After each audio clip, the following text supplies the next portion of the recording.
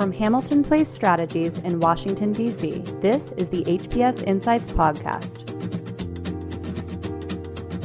Welcome to HPS Insights, a regular podcast from Hamilton Place Strategies, analyzing the current events impacting the business and political communities. I'm your host, Michael Steel, partner at HPS. Today, I'm joined by Stewart McLaurin, president of the White House Historical Association. Since 2014, Stewart has led the Historical Association's nonprofit and nonpartisan mission to support conservation and preservation at the White House with non-government funding. Stewart, it's great to have you on the show. Thank you, Michael. It's terrific to be with you. So earlier this year, you published a book, James Hoban, Designer and Builder of the White House. Can you tell us a little bit about the book and why you decided to write it? Well, this is a book that is about the designer, the builder, the architect, if you will, of the White House, who was an Irish American hired by George Washington to build what we now call the White House today. And there's nothing more fundamental, or certainly nothing more original to the history of the White House than its initial building. And we had never published on this story specifically, even though we've been publishing books since we were given that mandate by Mrs. Kennedy in 1962.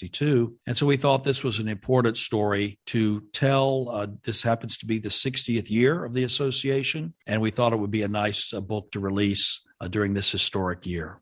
Well, it's a wonderful story. It's also a beautiful book. It's got just wonderful illustrations. It's a great coffee table book. It's a great read. It'll be, they keep telling us with the supply chain issues, we should do our Christmas shopping early. If anyone is looking for an early Christmas gift, this is a terrific choice. The White House is iconic around the world, but Hoban himself isn't really well known, even among Americans. Why do you think he's been somewhat overlooked in American history? Well, that's exactly right, Michael. It's amazing that a man who's known so little here in our country and abroad, but yet whose life's work is known universally in our country and around the world by the three simple words, the White House. He came here as a poor Irish man. He had been subjected to the penal laws in Ireland, which prevented Roman Catholics from advancing to the higher levels of their fields. And he was Roman Catholic. So he left there in what I like to believe is one of the earliest pursuits of the American dream, realizing that he could better his fortunes and his career here in this country. So he came to America and settled in Charleston, South Carolina, which is where he initially met George Washington in 1791. And Washington did select him to be the architect of the initial White House. But here's a man whose name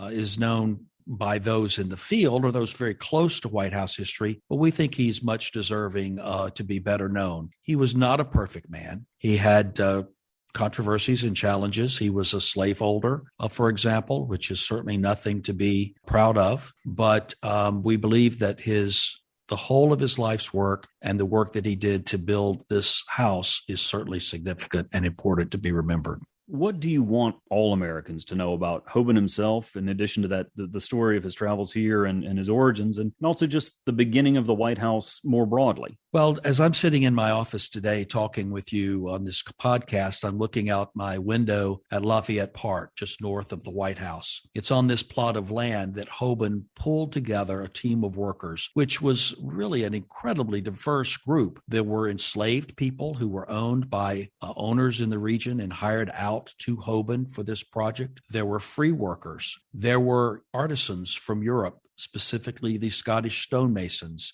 7 came over to carve the intricate designs around the White House, which are still in evidence today. And so it's remarkable that there was this community that was very diverse and yet worked harmoniously together. The Scots and the Irish didn't always get along, but other than that, they worked harmoniously together. They brought stone from 30 miles down the Potomac River in a quarry that you can still see today, the Aquia, Virginia quarry. And they had to row or pole these stones on rafts upstream, offload them here on the shores of the Potomac, and then bring them over to what is now Lafayette Park and began the labor of carving and moving and building the White House, which took 8 years. So I think it's an incredibly compelling story, a story of the early engagement of American diversity in a common project, the tragic story of those owned slaves who were engaged. It was in very compelling, I recall, in the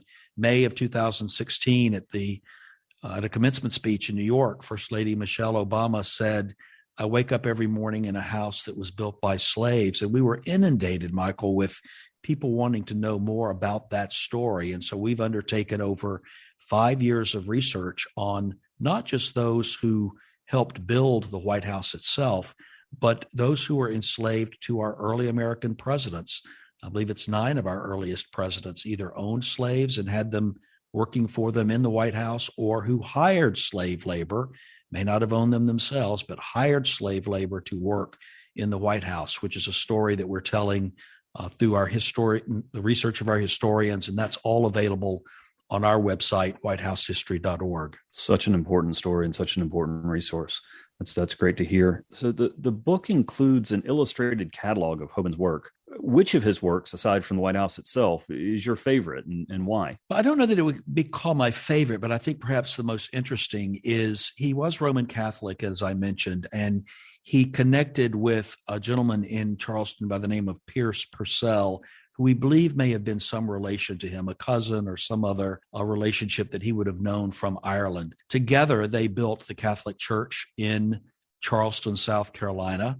And then when he came to Washington, what do we now call Washington, would have been referred to as the federal city at the time, Roman Catholics worshiped in the carpenter shed on what is now Lafayette Park, as did the Presbyterians. And the Roman Catholics evolved to form what is now St. Patrick's Church, just a few blocks from the White House. And James Hoban actually built the first church building in the city of Washington, outside of Georgetown, but in the federal city itself. He built the very first church of any kind that was here, which is remarkable to me. Those Roman Catholics that worshiped in the carpenter's shed then migrated there to worship. And the Presbyterians who worshiped there, the Scottish stonemasons, the National Presbyterian Church up on Nebraska Avenue can trace its roots back to those early worshipers in the park as well. So I think in answering your question, I think it would be those church facilities. He later went on to build other Catholic churches here in Washington,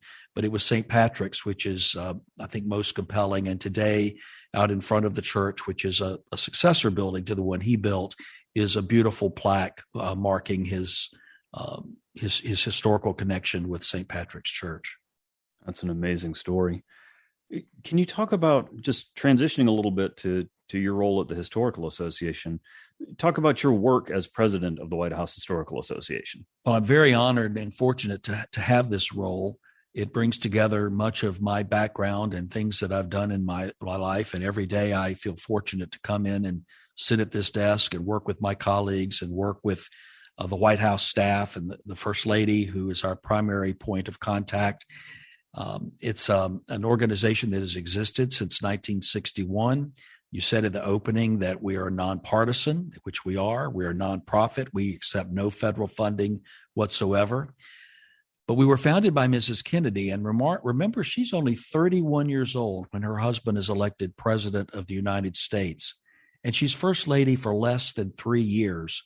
But at that young age and in such a short period of time, she put in place the protocols, the procedures, the processes that still govern historic preservation at the White House today. It's the process by which conservation and preservation are funded through us. It's the process through which acquisitions are made. Up until the Kennedys, a new president could come into office and get rid of anything they wanted to. And Mrs. Kennedy thought that the White House should have a collection like a great American museum. It now does. So we will seek out items that maybe were once in the White House and fund those to be returned to the White House, which is very important. But such an extraordinary thing that she did, having served such a short period of time. We have another book that is just out this summer called Designing Camelot, which tells the story of Mrs. Kennedy and those early years and those that she called on and relied on to make the house, the White House, which is the people's house, represent the very best of America. And how has the role of the association changed over the past 60 years? Well, one thing that has remained consistent that I think is just extraordinary in the day that times that we live in now is that our role remains the same regardless of who the elected president happens to be. I've had the privilege of working with 3 presidents and first ladies. President and Mrs. Obama, President and Mrs. Trump, President and Dr. Biden, and we've worked with 12 throughout the history of the entire association's history. And so I think it's remarkable that we've been able to maintain that very close collaborative relationship regardless of politics and policy. But it's also changed in that our mission has evolved over the years. I mentioned our publication business, which started in 1962. Mrs. Kennedy had been to the White House as a teenager visiting with her mother and was concerned that there was no guidebook like you get at a great American museum. So the first order of business for us was to publish a guidebook in 1962, and we've continued to publish that book. I believe we're in the 25th edition now. We publish 4 or 5 other books every year, such as the one we're talking about today on James Hoban. We also have a wonderful quarterly scholarly magazine, which is perhaps my favorite of our publications, which is just really rich. It makes, I would really encourage everyone to subscribe to that. It also makes a wonderful gift. We supply it actually to the West Wing lobby. It's the in-flight magazine, if you will, on Air Force One. We send it to every member of Congress. It's really a wonderful tool to share these stories about White House history. The next issue that's going to be out in September, believe it or not, Michael, as you know, it's been 20 years since 9/11. And this is the story we tell in this issue of the magazine, the stories of the White House itself on 9/11 and the perspectives of several staff members and what happened and when they were evacuated and where they went and what they did and how they kept their jobs going or their roles going, even though they were outside the building. So it's going to be a really compelling issue. And again, you can subscribe to that. You can get the book, all of that through our website, whitehousehistory.org.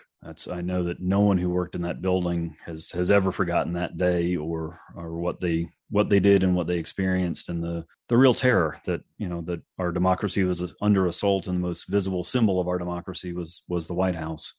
What other kind of recent projects has the association been working on, and what else can we expect for the rest of 2021? Well, with each presidency, we typically fund 3 to 4, perhaps even 5 major projects, and some of them actually span presidencies. The best example for that recently is a project that we began with Mrs. Obama, which was the restoration of a suite of furniture brought into the White House in 1817 by James Monroe, right after it was rebuilt from the British fire. He brings in a 53-piece suite of furniture that he had acquired in France. And by the time of the presidency of James Buchanan in the 1850s, it's worn. Buchanan wants something new. So all but one of these pieces, 52 pieces, are dispersed, sold, gotten rid of. We, thanks to Mrs. Kennedy's leadership, we have now reacquired 10 of those original 53. We know where 4 others are, but we just can't go in and claim them. But the rest, Michael, sadly, have been lost to history. So what we've done, starting with Mrs. Obama, is a major restoration of those 10 pieces plus some reproduction pieces. You will recognize this furniture is the extraordinary blue silk furniture that is in the blue room of the White House today that is heavily gilded in gold. We started with Mrs. Obama. We completed under Mrs. Trump an $800,000 restoration project of those original pieces and reproduction pieces that are in the blue room today. We brought over workers from the factory in Paris that originally made the furniture and still makes furniture. We took apart one of the chairs that belongs to the DAR, which is not in the White House collection, but they loaned us theirs, which was the closest to the original condition, where we were able to take it apart and rebuild the others with the same horsehair structure and design and stitching structure as was done originally. This was made by a French cabinet maker in Paris by the name of Bélanger. We refer to it as the Bélanger Suite. And if you go online to our website or the White House website, you can see this extraordinary suite of furniture in the Blue Room today. And it is just really spectacular. Another recent project that was undertaken during the latter months of the Trump presidency was recovering of furniture in the Red Room, as well as the reupholstering of the walls in the Red Room. Those Red Room walls are actually fabric. And on the western wall, which receives the most direct sunlight, that was extremely faded. And so we undertook a project to reupholster that room, but also the furniture in that space as well. The Bidens are new into the White House and just getting settled in, and we'll be talking with them about projects that they'll want to undertake. It's really wonderful to see each presidency have a different viewpoint, a different idea, something that they want to undertake, and it's our privilege to work with them according to their interest on the house. Well, and I'd be remiss if I didn't mention and ask about one other kind of annual tradition. That is the White House Christmas ornament that you guys produce every year. What do you have on? I'm always excited to see what you do. There's always something new, something interesting that ties people and draws them into White House history. Do you know what's on, or can you say what's on tap for this year's Christmas ornament? Of course, we have released that ornament, and I appreciate you bringing it up. And I kind of snickered when you did, because I love the ornament, but it's a real challenge because we are perhaps most known for that Christmas ornament, but that's not our mission. It helps fund our mission, which we're very grateful for. But it is something that when I will often say I'm with the White House Historical Association, and people will say, "Oh, you're the ornament people." Well, yes, we are. I often joke that had I been in the room with Mrs. Reagan in 1981 when the ornament began and someone came in and presented that idea, I probably would have thought, well, sure, go ahead and make an ornament, whatever. But thank goodness they did, Michael, because if Mrs. Reagan had not blessed that project and it had not been initiated in 1981, here we are 40 years later producing these annual ornaments. I don't know that the association would still exist today. It certainly would not have been as robust as it has been over the years. And we're so grateful to the following of people who acquire this ornament for themselves. They give it as gifts every year. I can testify, you probably can too. Once you start giving it to someone as a gift, you can't stop. They always want to receive it. It's an annual tradition. It is a tradition.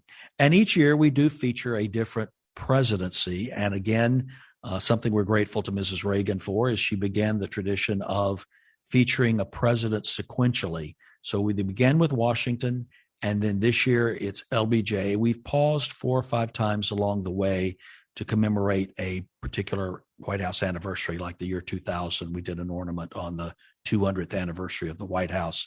But this year is LBJ, and it is beautiful. It's sort of a Tiffany blue round ornament, and in the center is a reproduction of a painting that Mrs. Johnson had commissioned of the Blue Room at a Christmas. On the reverse is a very poignant quote by President Johnson, and of course, we try to do something that is that on both sides, if we can, that connects to that president. But this is a wonderful quote from President Johnson, and it reads, "Our mission is at once the oldest and the most basic of this country: to right wrong, to do justice, to serve man." And it's really just a beautiful ornament. We also include with each ornament a small booklet that is written by our historians that tells the history of that presidency, those 4 or 8 years. And another remarkable thing about these little collector's items is that since 1981, since they began, they've been made by a veteran-founded small business in Rhode Island. They're all American made. And the proceeds of these go directly to our work with the White House and our education mission, the books and the publications. We also have wonderful teachers' institutes where we train teachers on teaching American history through White House history, wonderful public programming where you can attend our events here at Decatur House on historic Lafayette Park or watch them online. Keeps our social media going robust. You can follow us on Instagram and Facebook and Twitter, and every day we serve up a nice dose of White House history for people to enjoy. So we're very grateful to the proceeds that do come from these ornaments every year. Well, I think Eisenhower's helicopter is still my recent favorite. But I'm looking forward to this one as well. And what's your favorite item in the White House collection? Do you have I know you're supposed to love them all equally, but is there anything that is your particular favorite? Well, that's like asking somebody who their favorite child is. It is hard to say. I would just mention a variety of things that I think are special and may not be known to your listeners. And that is, these are things that are attached to the mission and the work of the White House Historical Association. And that is, we fund the acquisition of the presidential china when there is a service acquired. The most recently one was the Obama service. We also fund the presidential and first lady portraits that are painted. And we hope to, in the coming months, to reveal the paintings of President and Mrs. Obama.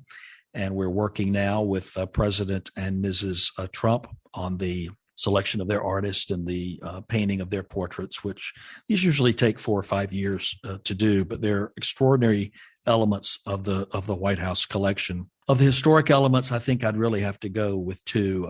It's that Belanger collection of furniture that I spoke about, just because we've put so much work into that. I feel like we did rebirthed it in an important way. Mm-hmm. And then perhaps the most iconic element in the entire White House collection is the only item that is in the White House today that was in the White House in November of 1800 when John and Abigail Adams first moved into the White House. And that is that iconic portrait of George Washington by Gilbert Stewart that currently hangs in the East Room. So special, so just wonderful. And you've mentioned a couple of things along the way, but what's the best way for our listeners to get involved, to support the organization, to help your mission? Well, in addition to the ornament, we do have a variety of other White House-inspired gift items that you can find at our store in Washington, 1610 H Street, or on our website, whitehousehistory.org. We also benefit and are very grateful for the traditional philanthropy of gifts from individuals, corporations, foundations, which underwrite and support the projects that we've been talking about today. And information on that is available at whitehousehistory.org. You can also find my page on our website. And with my contact information, I'd be happy to receive an email from anyone and respond directly, or have my appropriate colleagues respond. There are other ways. If you're a student, an author, a journalist interested in White House history, we have a treasure trove of information on our website on all aspects of White House history, including a digital library, which is funded by our good friends at Amazon Web Services, which is tens of thousands of images of the White House with metadata for each.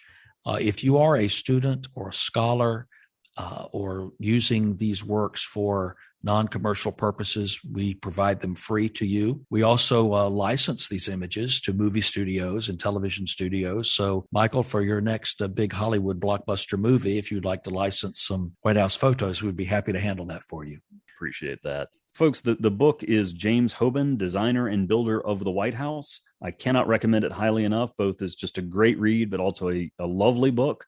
Stewart, thanks so much for your time today. Really, really appreciate it and wish you all the best. Well, thank you. It's been an honor to be with you, and I really do appreciate your service to our country in so many different ways, and the contributions that you make to encouraging people to be interested in the government, in public policy, and in American history and White House history. And look forward to working with you on know that we're involved in some mutual projects together, and appreciate your leadership in that as well, and look forward to talking with you again soon.